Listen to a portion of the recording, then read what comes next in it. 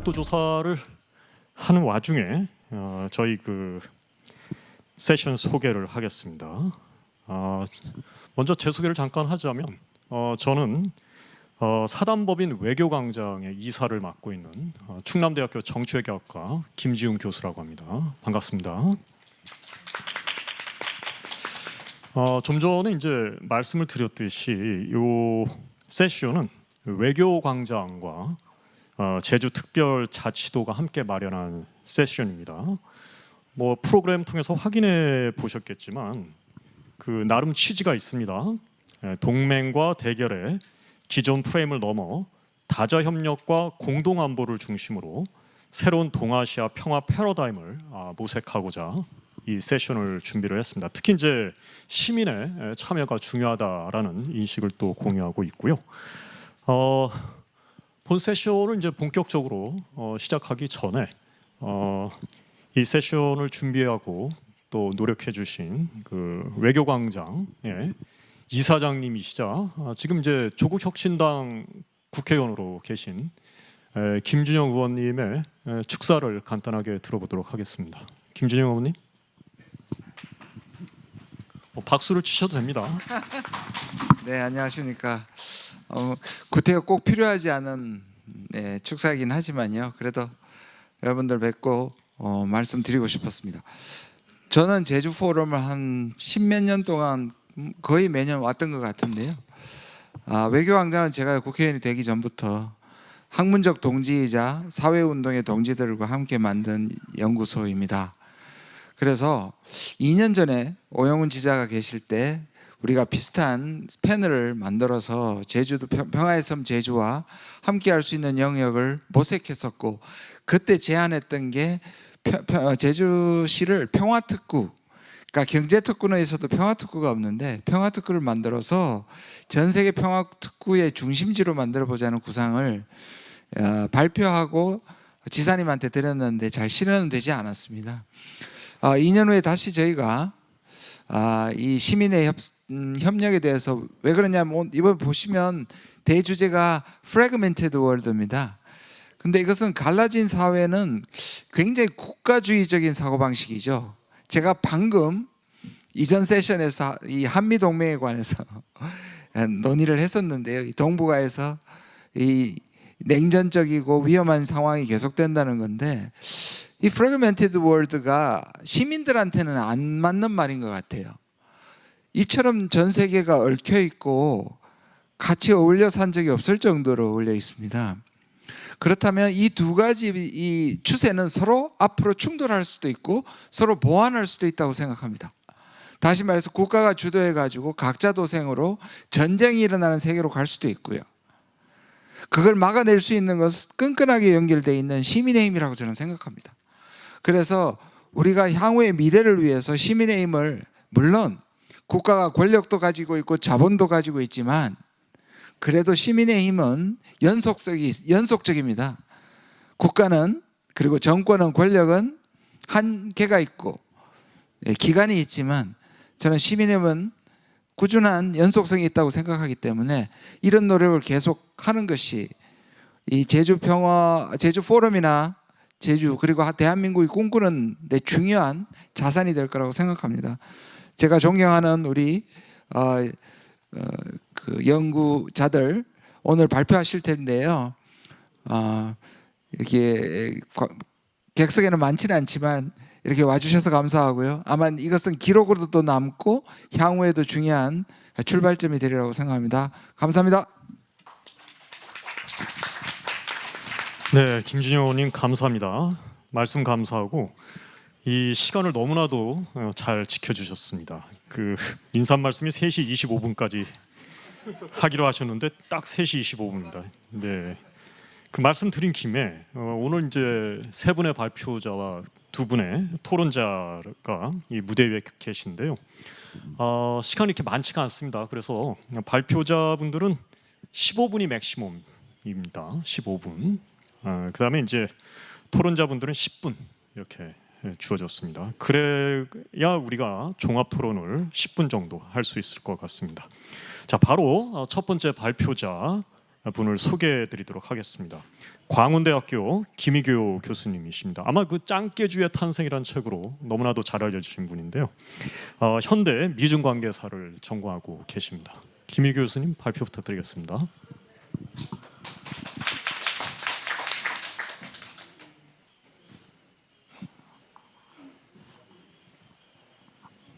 예, 김희교입니다. 발표를 바로 시작하겠습니다. 여기 화면에는 안 나오나요? 앞에 화면에는?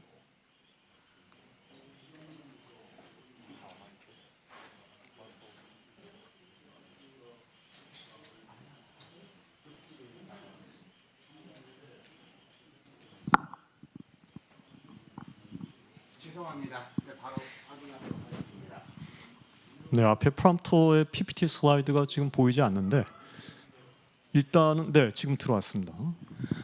예, 오늘 제가 발표하고자 하는 것은 무질서 시대 시 동북아 다자 안보 방안이라는 제목으로 그냥 스케치입니다. 아직 누구도 여기에 대해서 구체적인 구상을 제시한 적은 없는 스케치인데, 그런 스케치를 굳이 발표까지 하려고 하는 이유는 이 스케치가 앞으로 좀 더 많은 사람들이 참여해서 구체적인 방안으로 말해야 될 필요성을 느끼기 때문입니다. 저는 미국의 자유주의적 국제 질서가 흔들리고 있고 다시 회복하기는 거의 불가능해졌고, 그런데 새로운 질서가 오지 않는 이 시기를 무질서 시대라고 부르고 있습니다. 이 무질서 시대 때 어떻게 한국을 포함한 우리 동북아시아의 안보를 좀 더 평화적으로 유지할 수 있을까라는 고민을 오늘 발표하고자 합니다. 무질서 시대 때가 개막되었다고 하고요. 시간 관계상 설명은 생략하겠습니다. 미국 패권이 추락했습니다. 미국은 여전히 세계 최고의 강대국이기는 하지만 미국의 패권은 추락하는 것 또한 분명한 사실인 것 같고요. 그 중요한 이유는 아래 열거한 저런 이유들이 있을 것이라고 봅니다. 미국이 힘이 빠진다고 해서 미국의 패권이 바로 추락할 수는 없을 겁니다. 만약에 중국이라고 하는 새로운 힘의 부상자가 생기지 않았다면 여전히 세계 GDP의 26% 수준을 차지하고 있는 미국의 패권은 지속될 수 있었을 겁니다. 그런데 미국의 패권을 위협하는 중국의 굴기가 이루어지고 있는 것도 명확한 사실로 받아들여야 할 것 같습니다.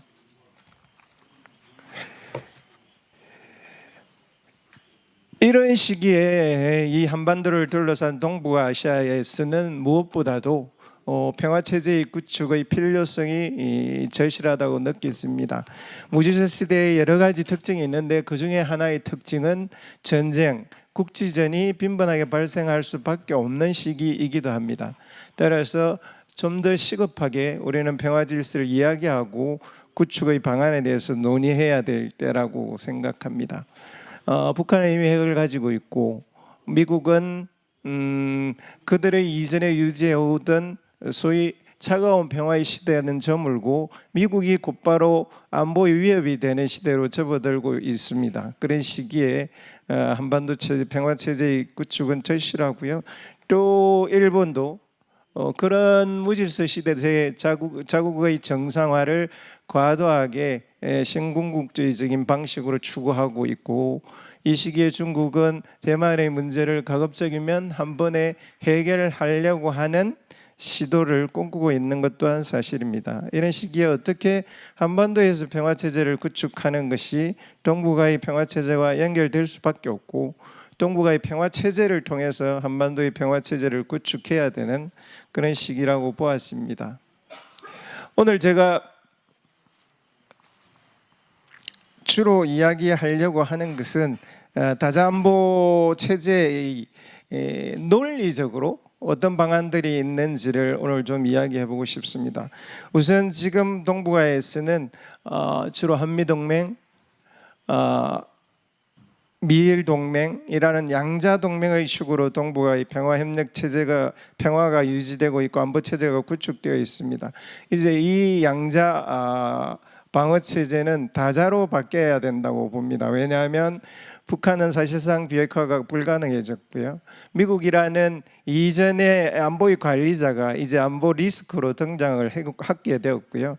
미국은 그 리스크를 부담을 탈피하기 위해서 스스로가 새로운 안보 지형을 구축하려고 하고 있습니다. 러시아는 북핵을 이미 인정했다고 공식적으로 발표했고 중국은 묵인 상태에 들어가 있다라고 보여집니다. 또 하나는 방어 체제에서 안보 체제로의 정환입니다. 방어 체제는 이 동북아시아의 추적을 설정해 놓고 그 추적을 막기 위한 체제라고 한다면, 안보 체제는 추적을 설정하지 않고 가입국들의 전체 가입국들의 안보를 서로 상호 보호해주는 시스템입니다. 그런 체제로 변화되어야 되는데요.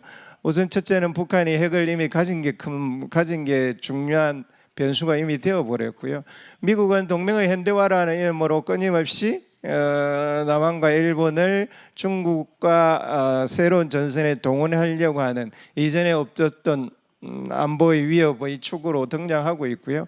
일본도 마찬가지입니다. 핵 보유까지도 해 나가려고 하는 신궁극주의 경향을 급속도로 가속화하고 있는 상태입니다. 이런 상태에서 안보 체제로서의 전환은 시급하다라고 보여집니다. 제가 구상해 본 안보 체제 방안은 대략 한 5가지 정도 나눠 볼 수 있을 것 같습니다. 그 첫 번째 방식은 유럽협력기구 방식인데요. 핵심은 이겁니다. 이전에 냉전 시대 때 나누어져 있던 두 진영, 적대적 더 진영이 공동으로 안보 협력체를 만드는 겁니다. 유럽협력기구는 러시아와 나토가 동시에 가입되어 있습니다. 당연히 탈진영적이고요. 이런 모델은 ARBLF도 유사합니다. 저와 같이 지역 협력체 방안을 우리 동북아시아에도 구상할 수 있을 것 같은데요. 다만 이 안보 협력체 방안은 구체적으로 안보를 구축해내는 그 힘이라는 것이 다소 느슨을 해서 동북아처럼 첨예하게 안보가 대치되고 있는 이 국가에서는 좀 미흡한 안보 협력체 안보 방안이 될 수는 있을 것 같습니다. 두 번째로는 양자 다청 동맹 방안을 검토해 볼 수 있을 것 같은데요. 사우디아라비아 방식, 지금 사우디아라비아의 방식을 차용해 본 겁니다. 사우디아라비아는 기존에 미국과 동맹의 관계에 있는데요. 최근에 사우디아라비아는 파키스탄과 준군사 동맹을 체결을 했습니다. 사우디아라비아의 이 방식은 현실적으로 미국과 동맹을 해체하고 다른 안보 협력체를 구축할 수 없는 상황에서 나온 불가피한 상황으로 보여집니다.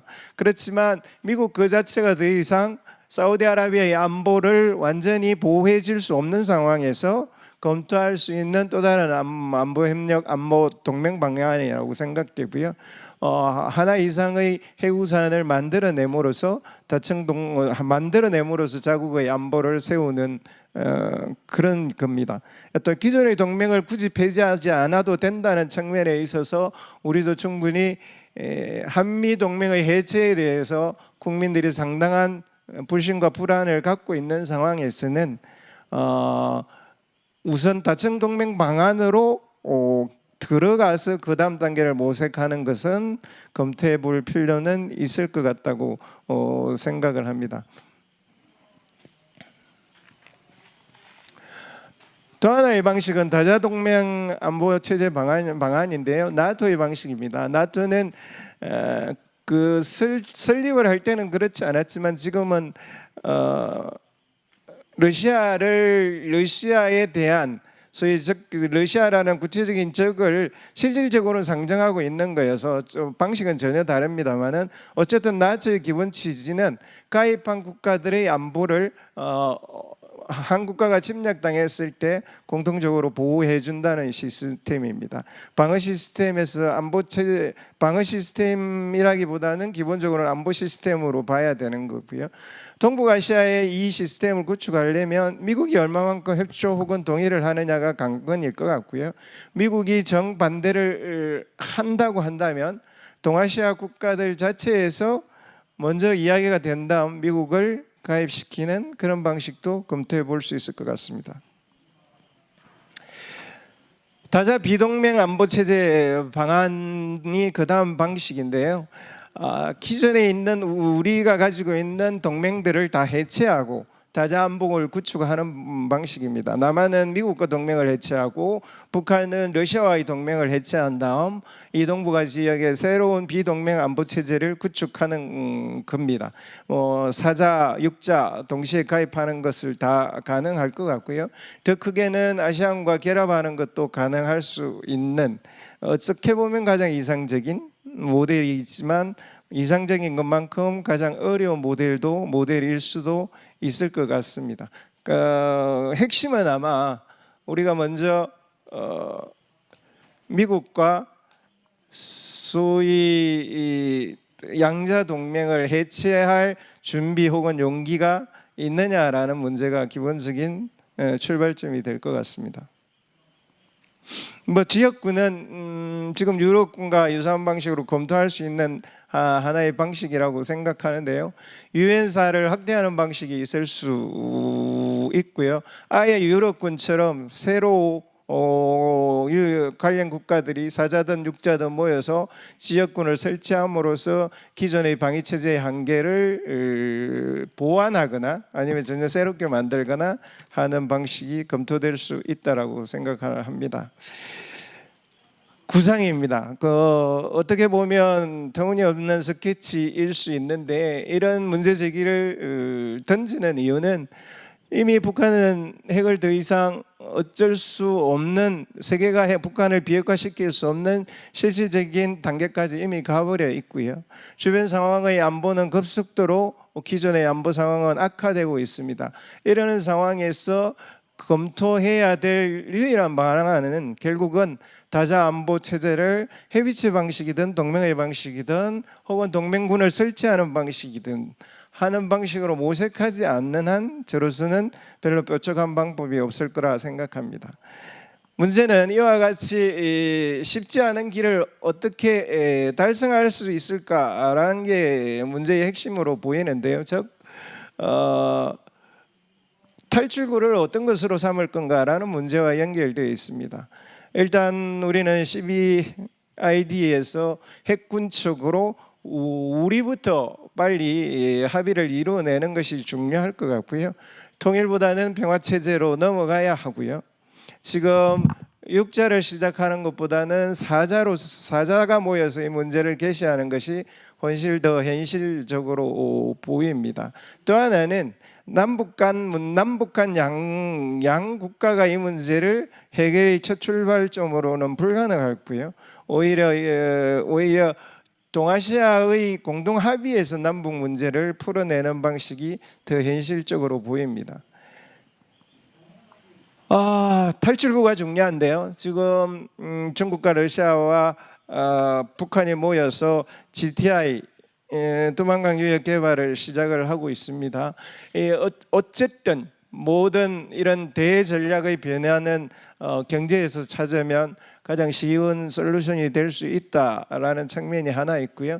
이미 우리의 어려운 파트너들이 모여서 저런 새로운 전략을 짜고 있기 때문에 출발이 됐다는 점에 있어서 저것은 우리의 하나의 탈출구로서 우리가 참여를 하면 훨씬 더 동북아 다자안보 협력체로 갈 수 있는 하나의 방안을 이야기해 볼 수 있는 기점이 되지 않을까 싶고요.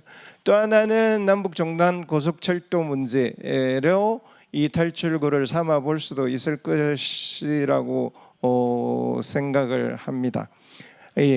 발표는 마치겠습니다. 그 구상이고요. 이 구상은 어떤 형태로도 많은 분들이 모여서 지금 보수 진영, 한국의 보수 진영, 심지어는 한국의 국민들은 핵을 보유한다고 해야 된다는 것이 보수 진영의 북한 핵 체계의 완성에 대한 대안이 되어 있고요. 핵을 가지자는 노인들을 대한민국 국민들이 과반수 이상이 찬성하고 있지만 가장 비현실적인 핵 보유론에서 탈출구는 다자안보협력체 구상밖에 없다라는 생각으로 제 발표를 마치겠습니다. 감사합니다. 네, 발표 잘 들었습니다. 무려 30초를 남겨주셨습니다. 감사하고요. 바로 다음 그 발표자로 넘어가겠습니다. 다음 발표자는 야라 토모히로 씨입니다. The next presenter is Mr. 야라 토모히로. 야라 토모히로 씨는 이제 오키나와에서 청주에서 제주로 이렇게 비행기를 타고 오셨는데요. 그 일본 중의원 의원을 세 차례나 역임을 한 굉장히 액티브한 지식인이자 정치인으로 알고 있습니다. So Yara, would you start your presentation? Go ahead. Thank you very much. Hello, everyone. I'd like to start with special thanks to Kim Jong-un inviting me here. I didn't expect this, forum is so big, huge, and media, exposure is so big. I was shocked at the first time I arrived here, and then it's very nice for me to visit Jeju Island. I've been wishing to visit here ever since because I think we can share a lot of things between Okinawa and Jeju for the hope for peace, eternal peace. Thank you very much. So today, I would like to speak about human security beyond the division. Please don't expect me to speak very deep, inside, and a special presentation, but I just want to tell you my kind of a challenge. I'm planning to deliver you my idea to make human security using the humanitarian assistance and disaster relief, and to make this effort the bridge between the Asian countries. So, well, let me start with talking about Okinawa. Once Okinawa, the Ryukyu Kingdom, and Jeju Island, the Tamna Kingdom, had their own unique culture, language, and flourishing as independent maritime trading nations that connected Asia. In a modern era, however, both islands were incorporated as the margin of modern nation states.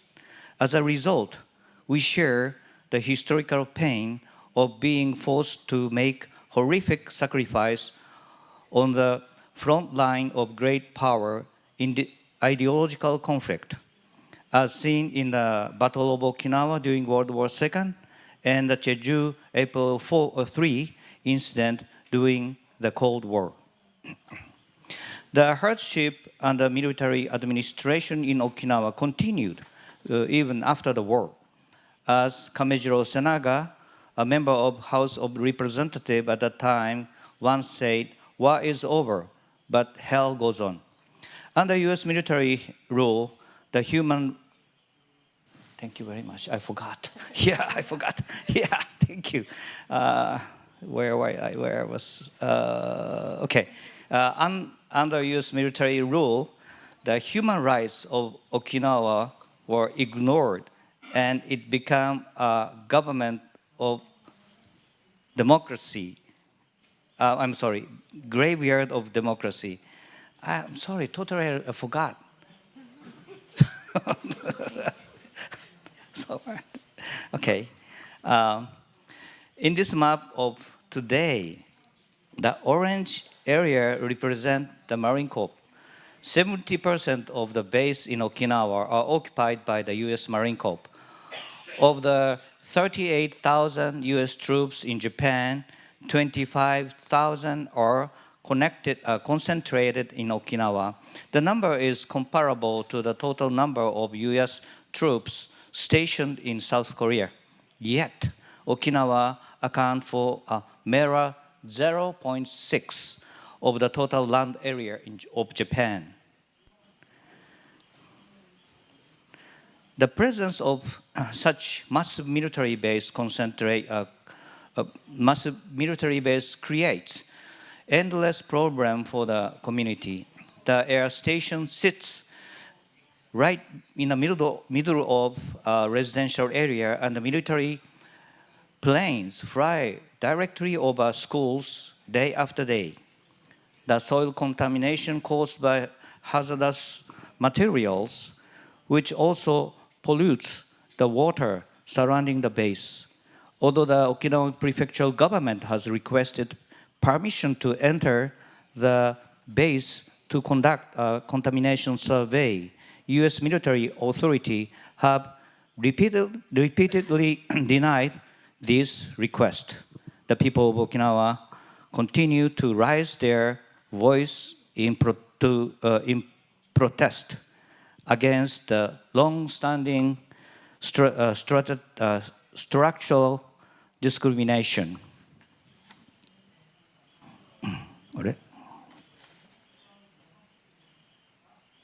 Okay.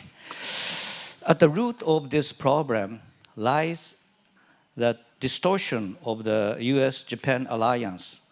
Please look at this chart. It shows the US-centric hub and spoke system.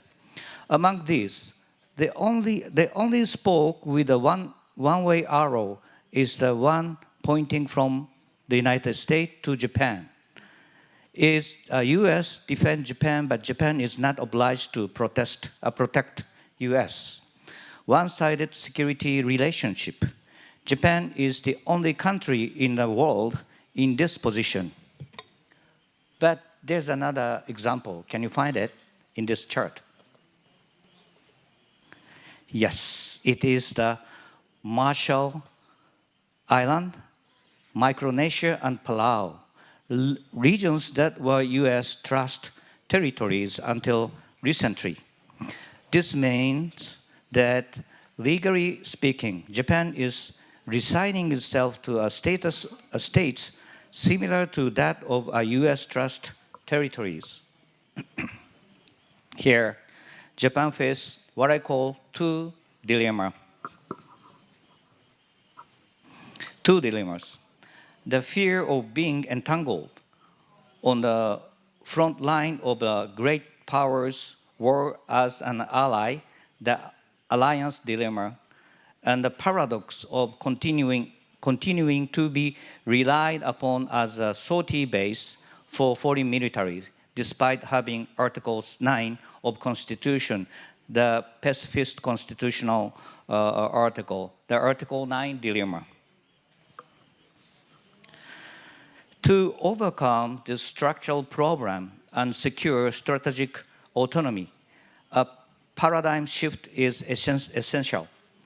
We should change from the traditional US-centric hub and spoke bilateral alliance to a robust lattice-like multilateral treaty organization connecting Japan, South Korea, the Philippines, Australia, and the United States. Institutionalizing a collective consensus building framework similar in structure to NATO, but decoupled from military defense, serves as a safeguard against the risk of becoming entangled in unpredictable and unilateral action by the specific country.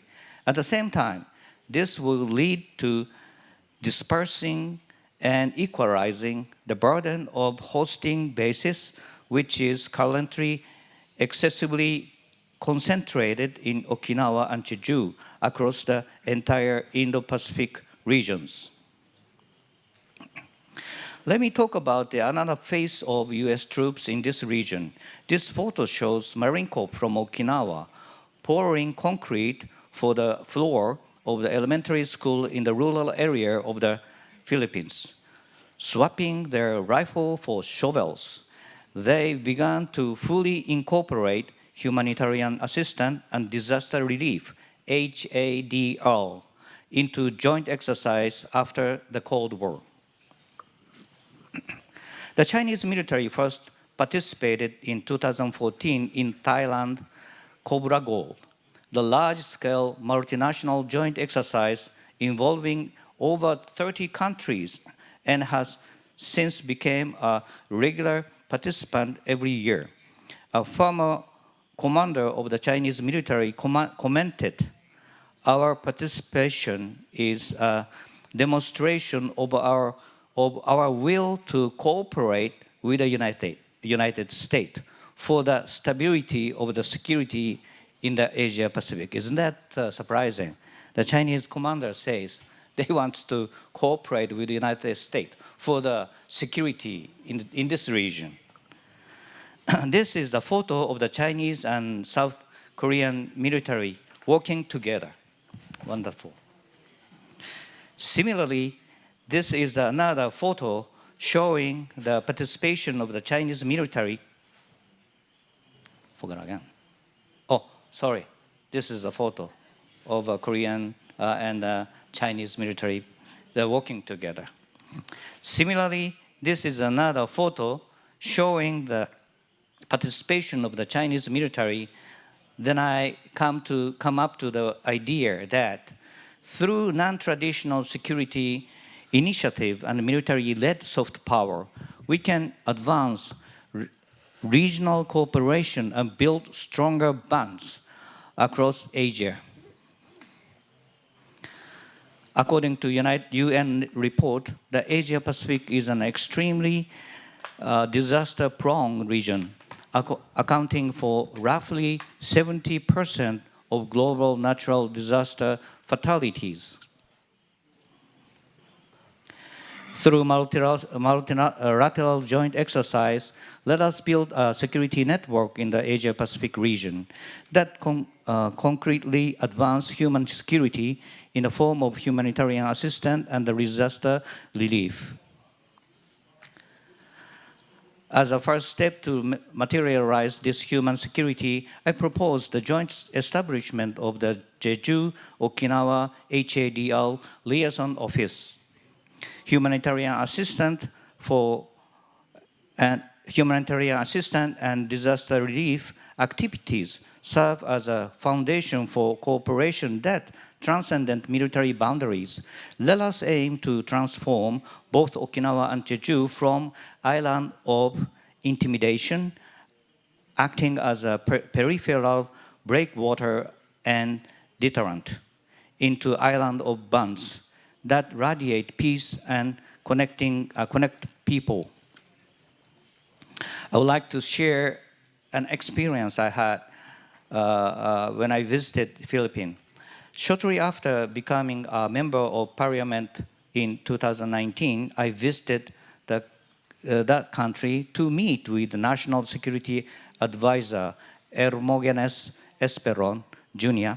When I asked him about security in the South China Sea, he did not answer my question, but he countered with a question: do you really think we can go to war with China? How do you answer to folks? How do you answer that question? Well, of course, I shook my head and said no. Well, he then made a little bit smile on his face and continued. I like dim sum, the Chinese cuisine. Dim sum? Dim sum.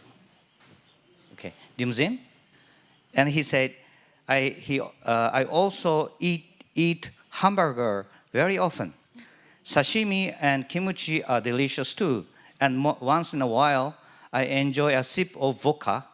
Isn't that enough? Well, at that time, I stopped questioning him. I realized that this shrewd mindset was an ultimate form of realism and reflected his profound resolve to protect his nation. Consequently, I named his security philosophy the dim sum and hamburger security policy. And isn't that, after all, quite enough? Thank you very much. Thank you very much for your wonderful presentation.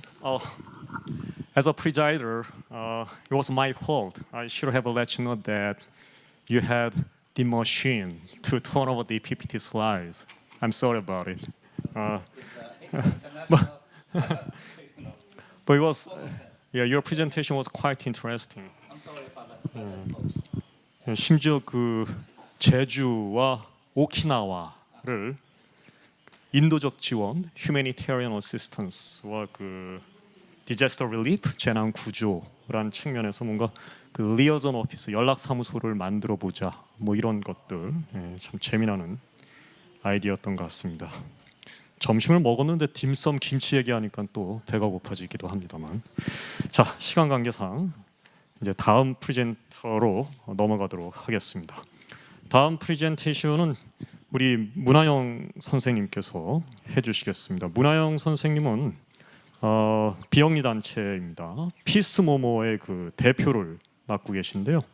피스모모가 창립된 지는 이미 한 14년, 15년 정도 됐죠. 2012년에 발족을 했으니까 지식인이자 역시 운동가로서 살아오고 계십니다. 자, 문하영 선생님 발표 부탁드리겠습니다. 네, 감사합니다. 안녕하세요. 지금 소개받은 문아영이라고 합니다. 오늘 자리에 함께 할 수 있어서 감사하고 박수 쳐주셔도 됩니다. 제가 박수 타이밍을 놓치게 해드려서 죄송하고요. 시간이 제한돼 있는데 하고 싶은 얘기를 14페이지나 썼어요. 그래서 1분에 한 페이지씩 못할 것 같아서 제가 최대한 노력을 좀 해보겠습니다. 오늘 자리 함께 해주시는 분들 너무 반갑고요. 저는 오늘 할 이야기의 주제로 낡아버린 동맹의 세계 공동안보라는 오래된 미래라고 제목을 잡아봤거든요. 이 동맹이라고 하는 것이 지켜줄 것이다. 누구를? 우리를 이라고 하는 그 우리의 협소함을 너무 오래 지속해 오다 보니까 우리 바깥에 놓인 존재들이 너무 많은데 그래서 모두가 더 안전하지 못한 세계로 가고 있다라는 생각이 들어요. 앞서 발표해 주신 김유교 교수님의 내용 그리고 우리 야라 의원님의 내용에 되게 깊이 공감합니다. 모든 것이 얽혀있고 복잡한 세계에서 어떻게 하면 서로 더 안전해질 수 있을까라는 고민이 저도 굉장히 깊게 있고요. 제가 이 주제로 초대받아서 저 외교광장 회원이거든요. 초대받게 돼서 너무 기뻤고 이 주제를 받아들고 원고를 쓰려고 하면서 스스로에게 3가지 질문을 줬습니다. 첫 번째는 이 동아시아 중미 전선에서 실제 전쟁이 일어날 가능성이 어느 정도나 되지? 그리고 이 전쟁이 정말로 3차 대전까지 갈 수 있는 건가라는 질문과 두 번째는 언제까지 전쟁을 걱정하면서 살아야 되나? 지금 열전들이 다시 벌어지고 있는 상황 속에서 어떻게 하면 이런 2차 세계대전 이후에 낙후한 냉전적 사고를 넘어서는 같이 더불어 사는 안보체제 만들 수 있을까에 대한 질문이 있었고요. 세 번째로는 이 공동안보라고 하는 것을 실천할 수 있는 현실적 가능성, 그 새로운 외교의 출발점 어디에 있을까? 김유교 교수님께서 GTI를 언급해 주셔서 그것도 굉장히 좋은 가능성이라고 생각해요. 그래서 오늘 자리에서 이런 이야기들을 좀 나누고 싶었습니다. 2갈식으로 말씀을 드리자면 저는 전쟁 가능성은 굉장히 높다고 생각을 합니다. 제가 몸담고 있는 단체 피스모모에서는 2023년에 조기경보 보고서라는 것을 발표했었어요. 그 조기경보 보고서에 담겨 있는 내용은 동북아시아의 군사적 충돌 가능성이 임계점에 이미 도달했기 때문에 굉장히 작은 우발적인 사건으로 인해서 굉장히 커다란 무력 충돌이 될 수도 있겠다라고 하는 이야기를 했었거든요. 그래서 그럼 대안이 뭐야? 라고 했을 때 공동안보라고 하는 국제사회에서 오랫동안 이야기해온 대안이 있다. 근데 이 사회가 그 대안을 충분히 검토하거나 실행하려고 노력하지 않았다. 그것은 의도되기도 했다라고 하는 주장을 하려고 하고 그래서 그 공동안보라는 대안을 현실에 어떻게 적용할까라고 했을 때 저는 오히려 지금 현재 굉장히 어려워 보이는 AI 군비 경쟁과 AI 자율무기, AI 기반 무기 시스템으로 인해서 초래될 위험성들을 관리하고자 하는 규범이 부재한 그 공간을 다자주의 국제규범의 공간으로 만들 수 있지 않을까라고 하는 주장을 담았어요. 말씀드렸다시피 동아시아의 전쟁 가능성은 높다. 너가 뭘로 그렇게 판단하냐라고 하시면 불확실성이라고 하는 것은 항상 있는 것인데 그런 불확실성에서 저희가 선택할 수 있는 합리적인 선택은 위험할 것을 전제로 예방하는 것이 합리적이다라고 생각을 하거든요. 그래서 모두가 안전을 추구하면서 모두가 불안정해지는 이 안보 딜레마에 대한 해결을 어디서 우리가 찾을 수 있을 것인가? 라고 하는 것이 지금 모두가 직면하고 있는 문제라고 생각하고요. 제가 전쟁 가능성이 높다고 보는 원인을 6가지로 좀 정리를 해봤습니다. 첫 번째로는 지정학적인 긴장이 지속적으로 상승하고 있다. 표면적으로는 대화가 재개되기도 하고 줄어들기도 하지만 지금 현재 이 영내에서 양자 대화들이 그나마 지속되고 있는 국가들이 있다면 다자 대화 규범은 거의 멈춘 지 오래되었고 또 양자 간의 대화가 아예 단절된 국가들도 굉장히 많죠. 근데 이것을 정말 이곳에서 전쟁이 일어날 수도 있어라고 하는 위험 경고 정도의 불안을 촉발하는 이야기들은 있을지언정 그래서 그걸 예방하기 위해서 뭘 할 것인가에 대한 이야기는 굉장히 부족하다는 생각을 했습니다. 그리고 군비 경쟁의 문제, 그리고 미국 일방주의, 적대적 진영화, 일본의 군사적인 야망, 그리고 지역 협력 체제의 부재 6가지가 교차되고 강화하면서 이 지역에서의 전쟁 가능성을 더 높여가고 있다라고 생각을 합니다. 데이터를 좀 보려고 하는데요. 군비 증강이라고 하는 것은 이미 구조화되어서 멈출 수 없는 것처럼 보이기도 해요. 제가 2025년 시프리 데이터가 이미 나왔지만 발표 자료에는 2024년 데이터를 넣었거든요. 그 이유는 2024년에 군사비 지출이 드라마틱하게 증가했기 때문입니다. 보시면 아시겠지만 2조 7,100억 달러를 사용을 했고요. 올해 발표된 2025년 데이터를 보면 2조 8천억 달러를 넘었어요. 근데 2024년에는 우크라이나 전쟁으로 인해서 무기 거래가 굉장히 활성화되면서 군사비 지출이 9.4%라는 굉장히 급격한 증대가 있었는데요. 2025년에는 2.1%라는 완만한 상승폭을 보이기도 했습니다. 이렇게 보다 보면은 지금 국제사회가 전반적으로 군사비를 끝도 없이 계속해서 증가하는 상황에 있어요. 그리고 전쟁과 군사훈련 그리고 군수산업의 어떤 생산 과정 이 모든 것에서 탄소 배출은 늘고 있기 때문에 기후 위기를 악화시키고 있고 이 분야에서 탄소 배출이 얼마나 되고 있는지에 대한 데이터는 밝혀져 있지 않고 철강 산업은 탄소 집약적인데 대부분의 군사 관련 활동들은 아주 탄소 집약적인 철강을 바탕으로 진행이 되고 있습니다. 그래서 기후위기라고 하는 또 하나의 안보 위협 중요한 문제를 거의 다루지 못하는 한계도 있다. 한국의 맥락에서도 사실 국방비는 계속해서 늘어나고 있고 민주정부가 들어서도 그 경향성은 달라지지 않는다 하는 측면에서 지금 저희는 멈출 수 없는 군비 경쟁의 딜레마에 직면해 있는 현실이 있다라는 이야기를 할 수 있을 것 같습니다. 근데 이 군비 경쟁이 어디에 돈을 쓰느냐도 되게 중요한 것 같은데요. 과거에는 핵군비 경쟁이 주를 이뤘다면 정밀 무기의 군비 경쟁에 또 한 시즌이 있었고요. 지금은 AI 군비 경쟁으로 모든 돈들이 밀려가고 있는 상황입니다. 주식시장 얘기만 들어도 다들 이미 익히 알고 계실 텐데 군수산업에서도 그렇고요. AI 기반 자율무기들의 발전 속도는 가공할 만한 속도이고 미국이 압도적인 격차를 만들어내기 위해서 무엇보다 빠른 군사적 의사결정의 시간을 초압축하는 것으로서 패권을 점하려고 하는 정책을 계속해서 보이고 있는 상황입니다. 그래서 AI 군비 경쟁이라고 하는 것도 동북아시아를 빼고 이야기할 수 없는 상황이다라고 이야기할 수 있겠습니다. 이 과정 속에서 저는 이 AI 군비 경쟁에 미국이 왜 이렇게까지 달려나가고 있지라고 했을 때 모두가 진단하는 것이 미국이 이 패권에 있어서 굉장히 약해지는 하강의 곡선에 있다 보니까 다급한 마음에 지금 붙잡고 달려갈 수 있는 것이 팔란티어를 위시한 페이팔 마피아들과의 이 관료주의와 테크 기업이 뭉쳐서 민주주의를 완전히 배제하면서 밀실 결정을 통해서 중국을 따돌릴 수 있는 압도적 안보 우위를 점하는 거 여기에 갈증이 굉장히 크다라고 생각을 하고요. 미국의 이런 일방주의와 어떤 위협에 대한 대처가 트럼프라는 인물과 트럼프를 그 자리에 앉힌 미국 내부의 이 정치적인 극우 세력화 그리고 테크 기업들과 맞물려서 이 동맹이라고 하는 것이 과거에는 가치를 공유하는 공동체였다면 지금은 거의 이익관계, 이해관계로 비용으로만 환산이 되는 상황에 도달을 했고 미국이 이미 국제사회의 질서를 리드하는 어떤 리더로서의 지위는 잃어버린 상황이기 때문에 미국에게 기대할 수 있는 것이 많지 않은 것이 또 지금의 현실이고, 그러다 보니까 안보 딜레마는 AI 군비 경쟁과 더불어서 더 악화되고 있다라고 이야기할 수 있을 것 같습니다. 그리고 이것은 중국을 비롯해서 미국이 취하고 있는 적대적 진영이 형성되는데도 동일한 영향을 보이고 있다. 혹시 딥시크 사용하세요? 여기 계신 분들? 김희교 교수님은 쓰실 것 같고. 진짜요? 와, 이것도 되게 놀라운데요. 아예 안 쓰시는 분 계세요? 오, 그러시구나. 저는 딥시크랑 클로드를 쓰고 있는데요.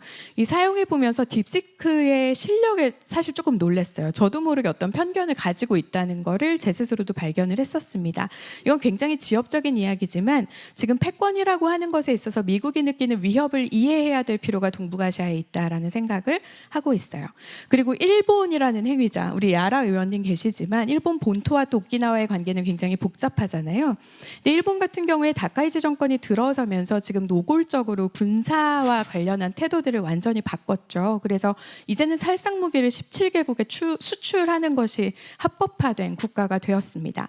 그리고 다카이치가 그 군사합의 지출을 GDP 대비 2% 도달하겠다. 땡겨서 2026년 2월인가 4월까지 도달하겠다라고 했는데 아직 도달을 못 시켰어요. 근데 만약에 거의 도달했어요. 1.9% 정도를 했는데 도달이 된다고 하면 세계 군사비 지출의 3위를 하게 됩니다.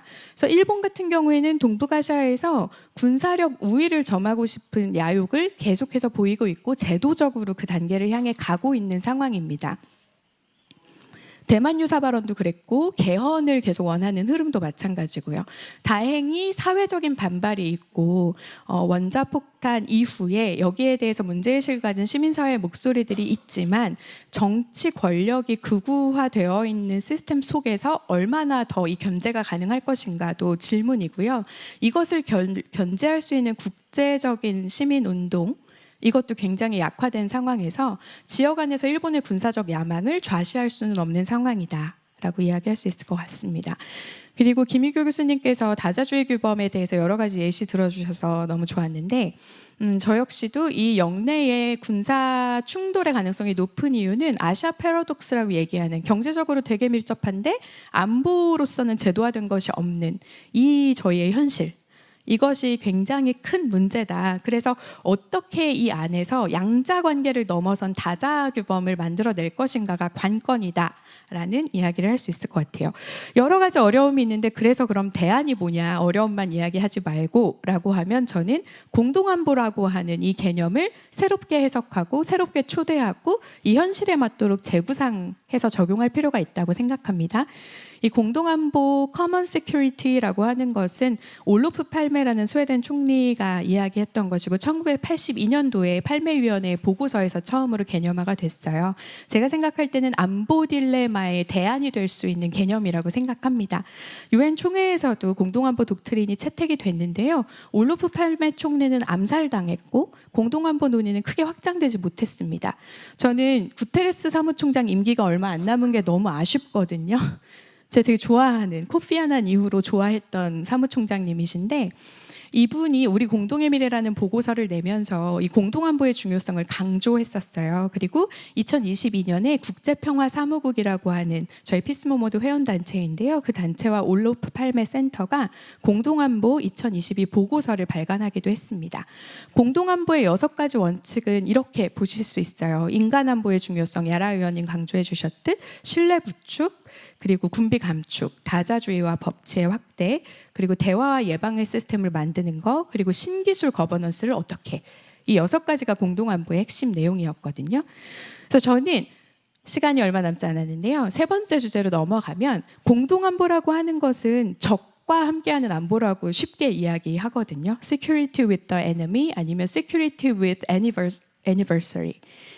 근데 저는 더 나아가서 공동안보는 적이 필요 없는 안보라는 생각을 해요. 적이 없어도 되는. 왜 적이 필요하죠? 기후위기와 더불어서 지금 삶에 있어서 우리가 신경 쓸 게 얼마나 많은데 와, 이 전쟁을 계속 생각하면서 낙후된 동맹과 적이라고 하는 세계관을 언제까지 가져갈 것인가. 근데 그러한 세계관을 바꾸지 못하는 사이에 기술 발전이 너무 압도적으로 빠르다 보니까 AI 군사화가 성큼 다가왔고 2월 28일 이란 미나부주의 샤자레테입의 초등학교 폭격 사건에서 보셨듯이 인간의 통제 바깥에 이미 무기가 놓여 있습니다. 그래서 지금 저희 피스모모가 특정 재래식 무기 금지 협약 아래에서 진행되고 있는 자율살상 무기 체계 정부 전문가 회의 모니터링을 하고 있는데요. 말하자면 자율살상 무기를 어떻게 규제할 것인가, 어떻게 금지할 것인가라는 국제 회의가 진행되고 있는데 10년째 답보 상태예요. 그리고 한국 정부는 여기서 협상 지연국이라고 하는 시민사회의 평가를 받고 있습니다. 그러니까 자율살상 무기를 조금 더 많이 팔 수 있는 시스템을 만들고 싶어하는 노골적인 태도들이 좀 보이거든요. 근데 저는 한국이 그런 오명에도 불구하고 무기 수출 4위를 달성했다는 그 사실과 또 무기 수출의 여러 가지 책임과 국제 분쟁에 가지는 윤리적 인도주의적 책임을 상기하면서 다자주의 국제 규범을 추동하는 새로운 출발을 제안할 수 있지 않을까.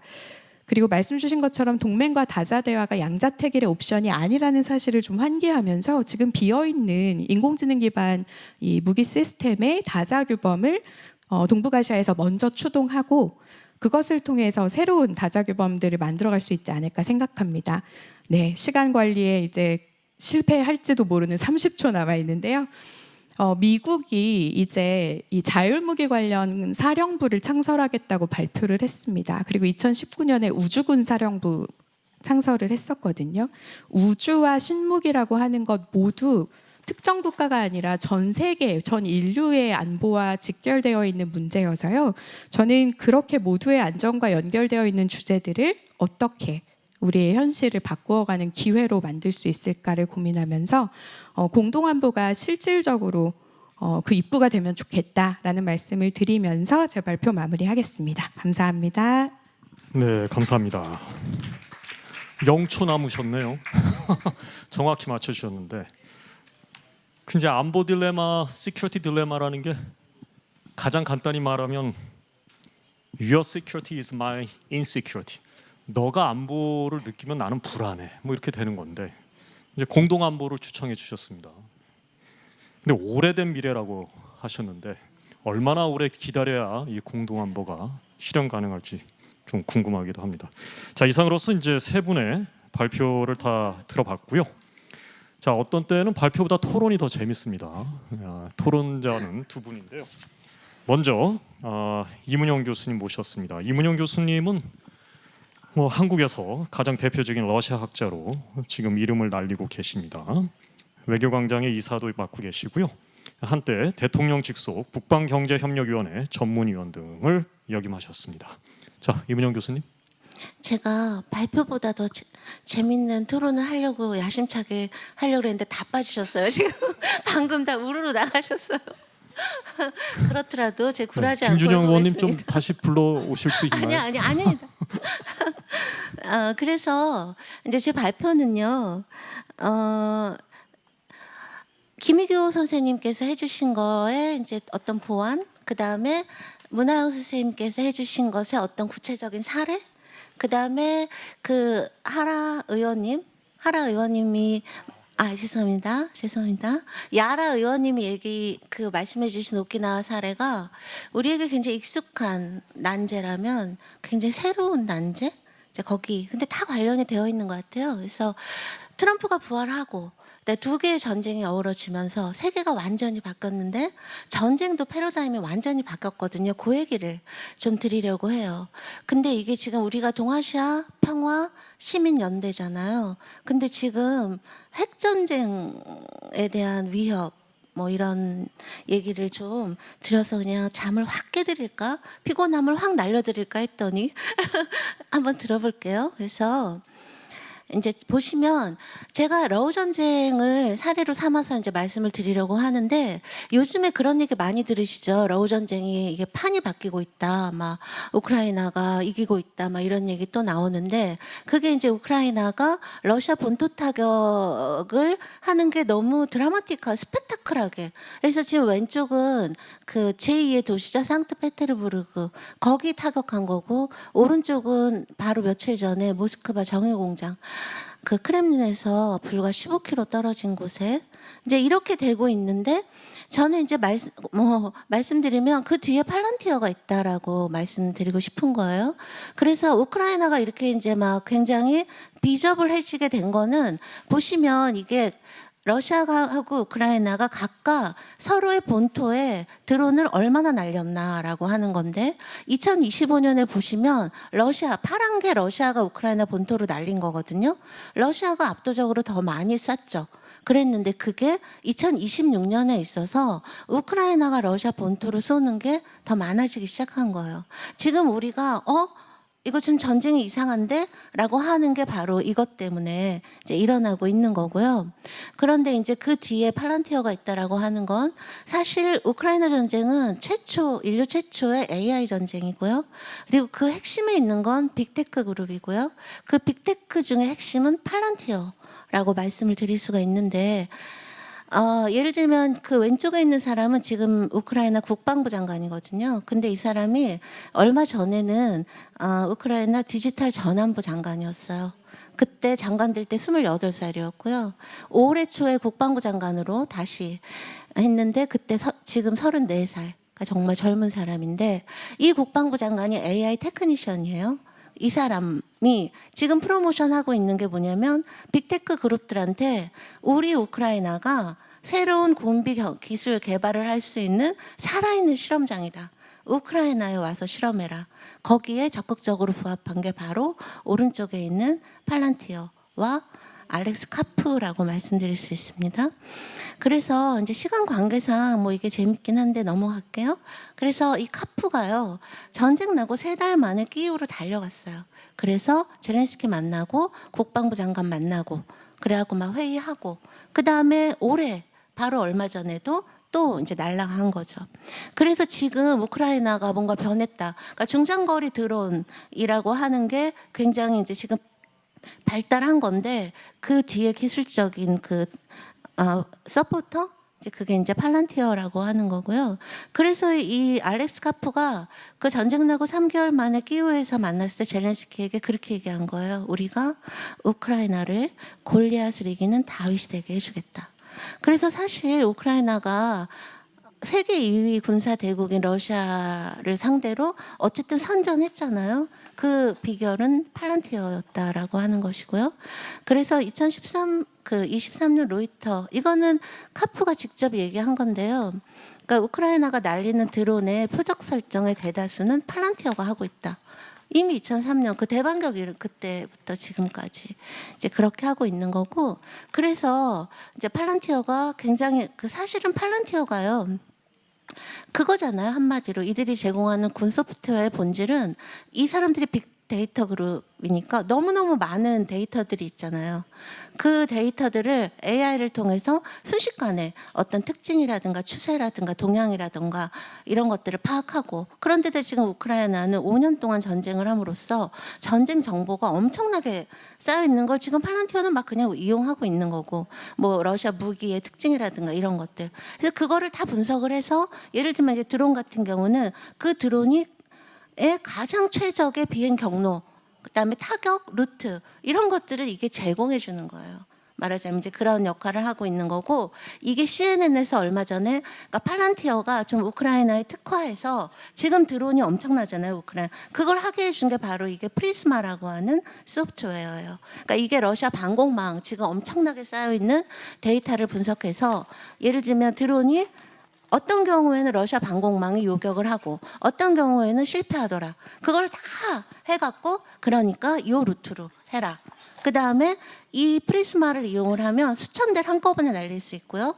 그런데다가 이건 또 구글인데요. 구글이 협력한 호넷이라고 하는 드론은 만약에 조종수하고 무선이 재밍에 의해서 차단돼도 AI가 장착돼서 혼자 날아가서 타격을 한다라고 하는 거죠. 근데 이게 되게 위험한 이유는 뭐냐면 이 팔란티어는 우크라이나에 물론 그 엄청난 그 전쟁 정보만이 아니라 이념적인, 그러니까 이 팔란티어라는 기업의 그 창업 정신에 의해서 지금 우크라이나를 지원하고 있는 건데, 팔란티어는 한마디로 압도적인 기술 우위를 통해 중국과 부분적으로 러시아의 위협에 놓인 더 웨스트의 문명을 수호해야 되고, 그 문명을 수호하는 데 있어서 AI 전사들이 나서야 된다는 거거든요. 그리고 이 사람이 얘기하는 이 서양 문명의 그 힘의 근원이라고 하는 건 어떤 이념이나 가치가 소프트 파워가 아니라는 거, 하드 파워라는 거예요. 그 하드 파워를, 그러나 이 새로운 시대에 서양 문명을 위기에서 구해줄 하드 파워는 소프트웨어에 기반해야 된다. 그게 바로 AI 군사 기술이고, 그렇기 때문에 우크라이나는 말하자면 그런 서양 문명의 보루기 때문에 이제는 종이, 조약으로 된 동맹이 아니라 코드와 데이터로 된 디지털 동맹이 우크라이나를, 그래서 이 카프는요, 중국, 러시아하고는 거래를 안 해요. 앞으로도 안 하겠다라고 선언을 했고요. 이제 이런 상황인 것이죠. 그래서 이 카프가 얘기하는 것 중에 하나, 이게 일종의 태제처럼 나와 있는 건데, 여기 보시면, 그게 빠졌구나. 이 태제 중에 그런 것도 있어요. 2차 대전 후에 독일하고 일본을 무장해제시킨 것은 너무나 큰 패착이다. 독일을 무장해제시켰더니 러시아가 날뛰고, 일본을 무장해제시키니까 중국이 날뛴다. 그러니까 이 팔란티어 카프는 독일과 일본을 재무장시켜야 된다라고 얘기를 하고 있는 거거든요. 굉장히 위험하죠. 이런 이제 상황이고, 근데 이제 더 문제는 뭐냐면, 이 기술공화국을 일종의 이제 태제처럼 정리한 것 중에 12번째 항목이 바로 이거예요. 이제 더 이상 핵무기의 시대는 갔다라는 거예요. 그리고 핵 억지력이라고 얘기되는 그 억지력, 이 새로운 뉴 에이지의 억지력은 AI에 의해서 건설된다. 그러니까 이거는 솔직히 얘기하면 디지털 제국이 핵 제국인 러시아에 선전포고를 한 거예요. 거기에 대해서 러시아 반응이 이제 나오는 거죠. 그래? 핵 억지력은 is ending이라고? 그게 여전하다는 걸 보여주마. 그래서 이제 지금 러시아 내부에서 되게 본격화되고 있는 게 유럽을 핵 타격하자라는 거거든요. 그러니까 이건 되게 간단해요. 왜 유럽이냐, 우크라이나가 아니라. 러시아 사람들이 보기에 지금 우크라이나 뒤에 디지털 글로벌 제국이 있는 거란 말이에요. 유럽은 거기서 부안해동하고 있는 거고. 그런 경우에 제가 다른 분들이 시간 아껴 썼으니까 제가 1분만 더 쓸게요. 그러면 끝나거든요. 네, 그렇게 해주세요. 네, 1분만. 그러니까 이 러시아에서 나오는 그 핵 타격의 그 논리는 간단한 거예요. 그러니까 이 전쟁을 카프는 골리앗 대 다윗 싸움이라고 했는데, 이건 골리앗과 골리앗 싸움이야. 이 전쟁의 본질은 서방이 우크라이나를 무기로 써서 러시아를 망하게 하려는 거야. 강대국에서 끌어내리려는 거야. 그리고 그 뒤에는 팔란티어가 있는 것이고, 그렇기 때문에 이건 골리앗 대 골리앗의 싸움이니까 우리 이제 우크라이나 빼고 다이다이 붙자는 거예요. 서방하고 러시아가. 그렇게 얘기를 하는 거고, 그러니까 예를 들어서 러시아가 그러면 이제는 유럽을 애꿎은 우크라이나 빼고 원래 전쟁 주체인 유럽하고 러시아 다이다이 붙자. 그래서 만약에 러시아가 유럽으로 그럼 재래식 공격을 하겠죠? 그럼 러시아가 보기에 이 정신 나간 유럽, 그 정신 못 차리는 마크롱, 스타머 걔네들은 재래식으로 대응을 할 거라는 거예요. 그러면 러시아는 유럽을 향해서 전술적 핵 타격을 하겠다라고 하는 얘기를 하고 있어요. 그런 반면 그다음에 이제 마지막으로, 그러니까 이런 식의 이제 드론 기술이라고 하는 게, 지금 미래의 전쟁은 드론 전쟁인데, 지금 드론 기술의 세계 탑2는 우크라이나하고 러시아고, 물론 우크라이나 뒤엔 팔란티어가 있는 거지만 러시아도 막 분발하고 있거든요. 그 최대 드론 공장에서 드론을 만들고 있는 사람은 북한 노동자라고 하는 거죠. 그러면 북한 노동자가 이 드론 기술을 익힌다라고 하는 거예요. 그거는 마치 우리 지금 K방산이 예전 러시아 무기를 기반으로 해서 지금 훨훨 날듯이 지금 이 상황은 미래 전쟁인 드론 전쟁의 그러니까 NK방산의 DNA를 러시아가 이번에는 북한에게 주고 있다라는 거죠. 그러니까 지금 동아시아는 세계적으로는 핵전쟁, 그다음에 북한의 그 21세기 디지털 전쟁의 새로운 전사로 떠오를 북한의 위협, 이런 상황에서 우리 패널의 어쨌든 주제는 시민연대잖아요. 그럴 때 그다음에 이제 다자의 시민이 들어가 있는 거고, 그렇다면 제가 어느 한 분을 지정하고 싶지는 않은데 이런 정말 실질적인 위협 속에서 지금 말씀하신 뭐 다자 간의 또는 이런 것들, 뭐 AI의 공동 안보 어떻게 가능할 수 있을까라는 질문 드립니다. 네, 대단히 감사합니다. 그 김희교 교수님 뭐 짱깨주의 탄생을 제가 모두에 말씀드렸는데 최근에 새로운 책이 나왔습니다. 다시 만난 세계. 근데 저도 뭐 국제관계를 나름대로 공부한다고 하는데 이문영 교수님 뭐 AI 전사, 디지털 동맹 뭐 이런 얘기 듣다 보니까 뭔가 세계를 다시 만난 듯한 그런 충격. 네, 네 그렇습니다. 자, 오래 기다리셨습니다, 이유철 박사님. 네, 공평하게 10분 드리겠습니다. 토론해 주시죠. 네, 반갑습니다. 이유철입니다. 제가 간과한 게 몇 가지가 있었는데요. 일단 가장 마지막이어서 부담이 적었습니다. 마지막은 그냥 빨리 끝났으면 좋겠다라고 생각하시는 분들이 많고, 앞서 말한 것에 반복이 되는 가능성이 많기 때문에 따라서 시간적 제약이 적고 따라서 준비는 적당히 하면 되겠다라고 생각했습니다. 그런데 제가 이렇게 앉아서 오늘 발표하신 선생님들을 쭉 보니까 우리 김지훈 교수님, 네, 다스베이다에서 몇 번 뵀습니다. 김희교 교수님, 너무 미디어에서 자주 보는 분이시고, 삼성 국회의원이신 야라 선생님 계시고요. 떠오르는 NGO 스타죠. 네, 문하영 대표님, 그리고 유튜브 스타, 또 다른 유튜브 스타 이문영 교수님까지. 저는 정말 하찮은 먼지였구나. 내가 여기서 미쳤다고 PPT를 안 만들었구나.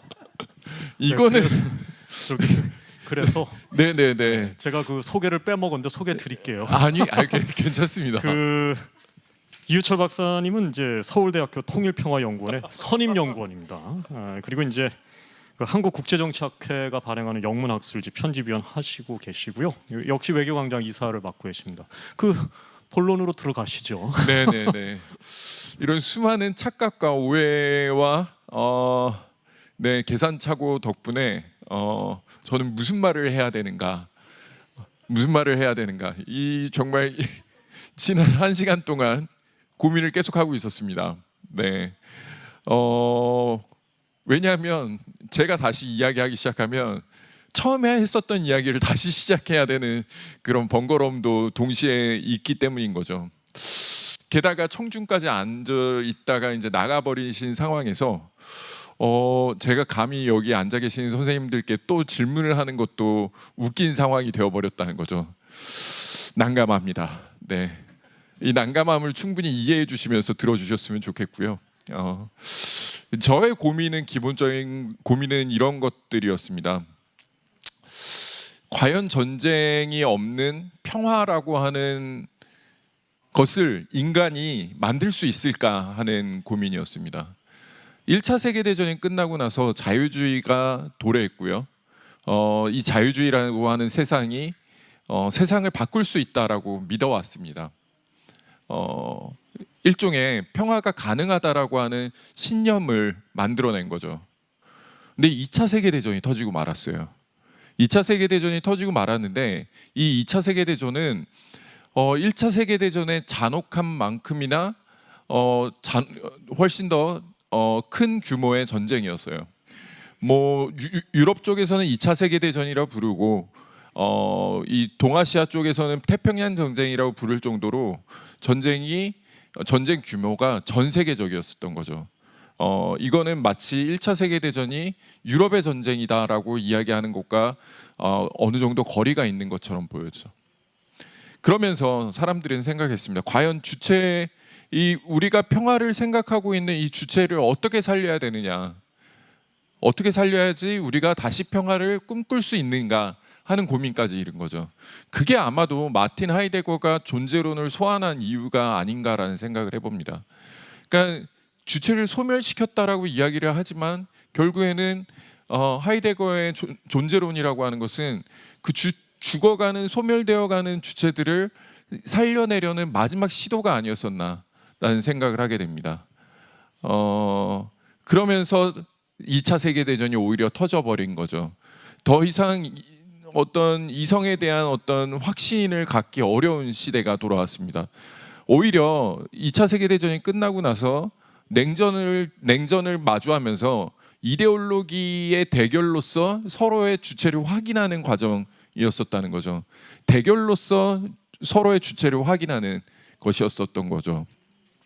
우리가 드디어 주체를 평화라고 하는 어떤 상상의 주체를 만들 수 있었던 것은 결국에는 1990년대 이후인 거죠.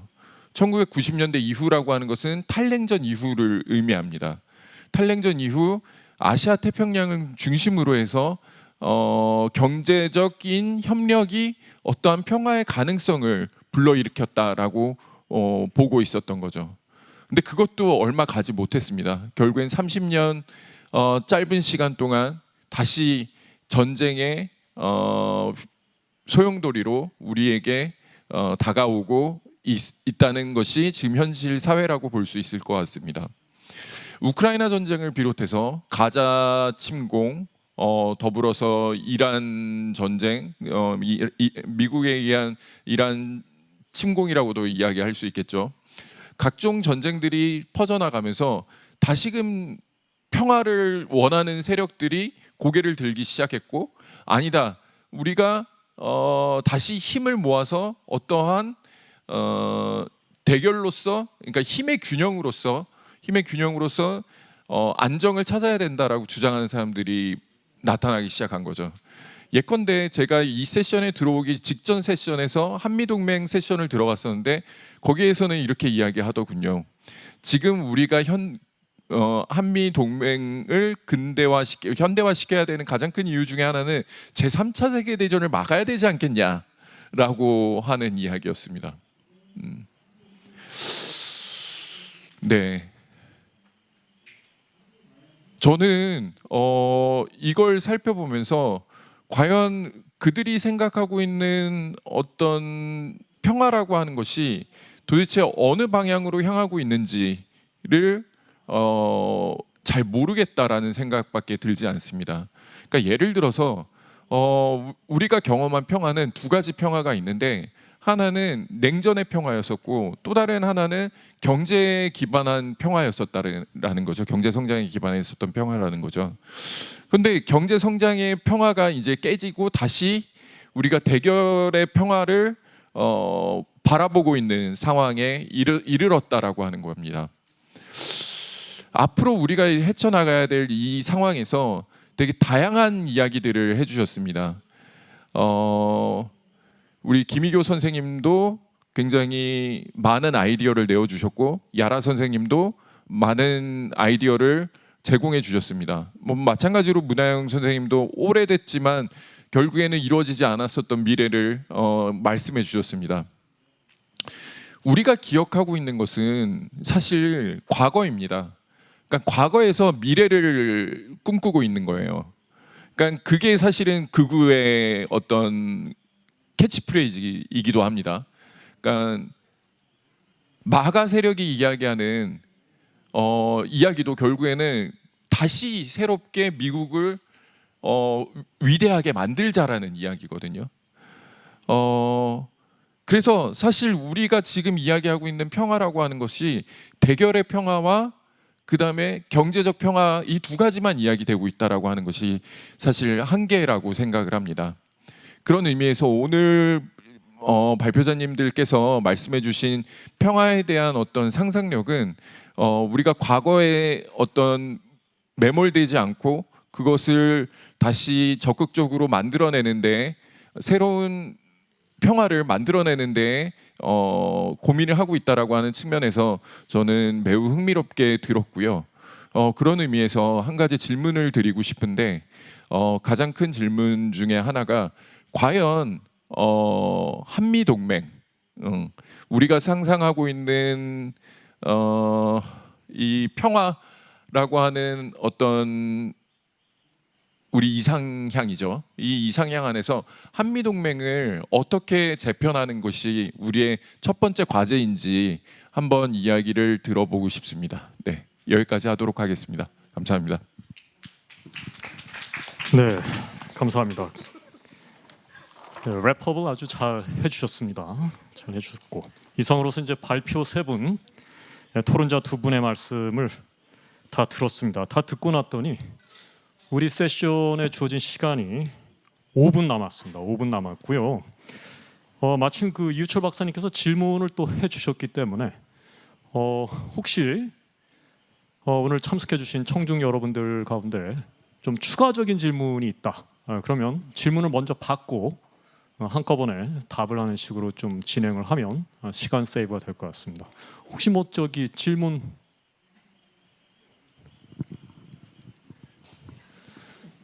남기정 교수님 뭐 예의상 하나 뭐 질문을 해주셔도 되고요. 간단한 질문 하나만 드릴게요. 문하영 선생님 혹시 아실까 싶어서 좀 알려주시면 좋겠는데요.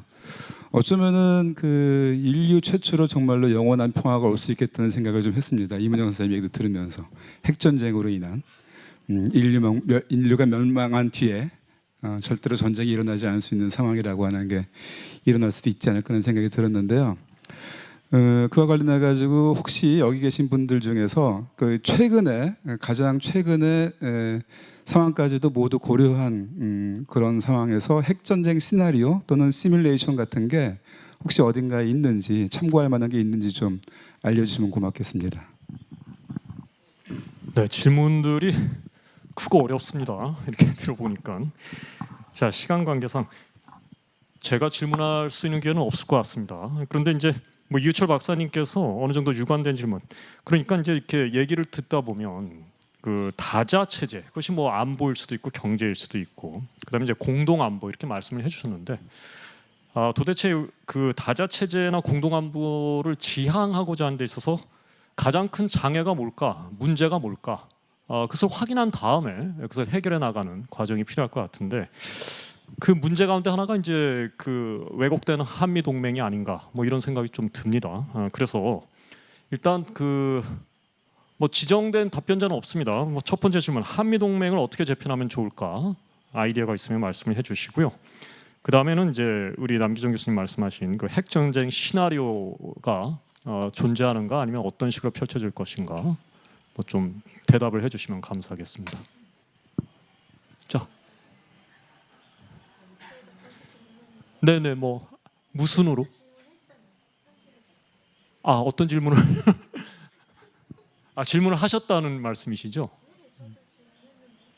네, 그러면 저기 네네네, 죄송합니다. 그러면 이문영 교수님 질문하신 것부터 먼저 답을 듣고. 이문영 교수님께서 저희가 앞에 이제 발표자들이 했던 이야기를 그래서 시민들이 현실에서 어떻게라고 하는 되게 중요한 질문을 주신 걸로 저는 기억하는데 맞나요?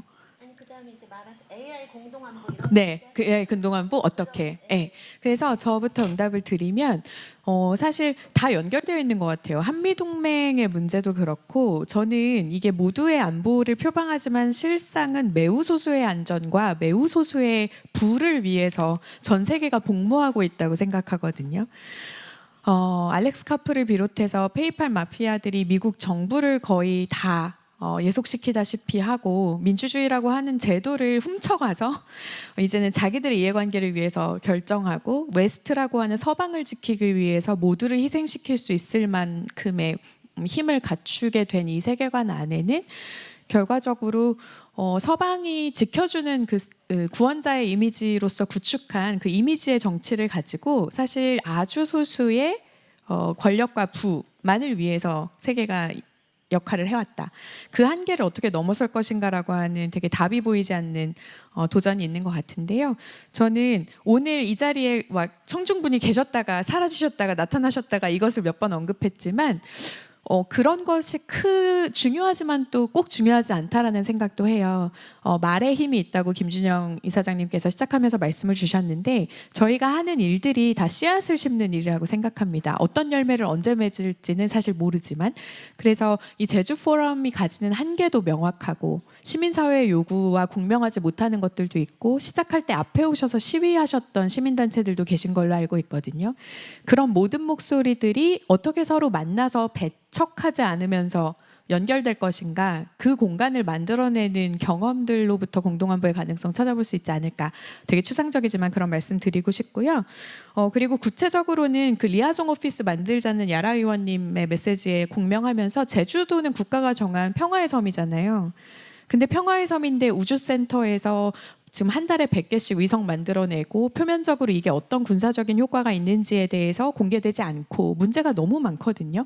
4.3의 역사를 기억하는 섬인데 제주 포럼 안에서 지금 빠져있는 얘기가 뭐지? 이런 문제들을 저는 직면할 때 그 너머가 가능하다고 생각해요. 해상에서 벌어지는 우주 실험으로 인해서 우주 쓰레기들이 우주에 가득 차고 누가 선점하기 전에 먼저 점유하고 이런 것들을 넘어서는 논의를 해야 하는데 지금 그것조차 되지 않는 상황이어서 저는 시민단체가 요구하는 것들과 정책 단위와 입법, 사법, 행정이 더 많이 만날 수 있어야 되지 않나. 그리고 오키나와랑 제주가 매우 실질적인 협의를 할 수 있어야 한다를 응답으로 드리고 싶습니다. 마지막으로 핵 관련 시뮬레이션이 비공개로 한번 진행된 적이 있는데요. 시플이랑 프리드리 에버트 재단의 비공개 시나리오 워크숍이 짧게 있었어요. 근데 그때 얘기할 때 핵이랑 인공지능의 결합 최악의 시나리오를 얼핏 이야기를 했었습니다만 구체적으로 내용을 공개하진 않았던 걸로 기억해요. 제가 한번 페이퍼 찾아보고 교수님께 공유 드릴 수 있으면 드리도록 하겠습니다. 끝입니다. 네, 우리가 그 마지막 세션인 관계로 한 5분 정도 더 받았습니다. 보시면 알겠지만 그래서 천천히 답을 해주셔도 되는데 네 맞습니다. 이문영 교수님 죄송합니다. 시민의 역할이 사실 우리 패널의 가장 중요한 주제 중에 하나인데 그것을 질문을 해주셨는데 네, 잊지 않고 상기시켜줘서 감사하고요. 뭐 한미 동맹 관련해서 혹시 뭐 좀 말씀을 해주실 분 계실까요? 우리 김희교 교수님. 결국 동북아의 다자 안보 체제를 만들려고 하면 가장 큰 문제는 미국을 어떻게 다루느냐라는 게 핵심 사안입니다. 기존의 한미 동맹 포함해서 미일 동맹을 어떤 식으로든 해체하지 않는 이상은 구질서에서 한치도 앞으로 나갈 수가 없는 거고요. 이원영 선생님이 지적하신 대로 구질서에서 미국의 힘이 약화되고 있는데 다시 AI라고 하는 새로운 무기를 장착하고 미국이 다시 등장을 해서 신질서를 세우기 위해서는 결국 그 문제까지 동시에 같이 구상하고 논의해야 되는 그런 새로운 과제까지 더해진 셈인데요. 문제는 결국은 이 문제는 어떤 형태로든 혁명적인 사고, 혁명적인 돌파구를 마련하지 않으면 기본적으로는 그래서 시간이 끌려가고 결국은 주류의 강대국 중심의 질서가 유지될 수밖에 없다고 생각을 하고요. 문제는 미국이지만 결국은 주체는 한국과 같은 소위 하위 체제에 있는 국가들, 시민단체들이 주체대가 될 수밖에 없다라고 생각을 합니다. 국가는 아직도 준비가 안 되어 있는 것 같고요. 그런 점에 있어서 시민들 연대에서 더욱더 좀 더 급진적이고 좀 더 혁명적인 새로운 구상들을 적극적으로 해야 될 시점이 아닐까 생각합니다. 미국 AI의 새로운 시대가 열리고 있는데 다만 중국은 그와 같은 새로운 미국식의 폭력적인 AI 질서에 대해서 강력하게 반대하고 있다라는 것은 어쨌든 새로운 질서를 만드는데 하나의 좋은 연대의 축은 아직은 있을 것 같습니다. 앞으로 중국이 어떻게 변할지는 모르겠고요.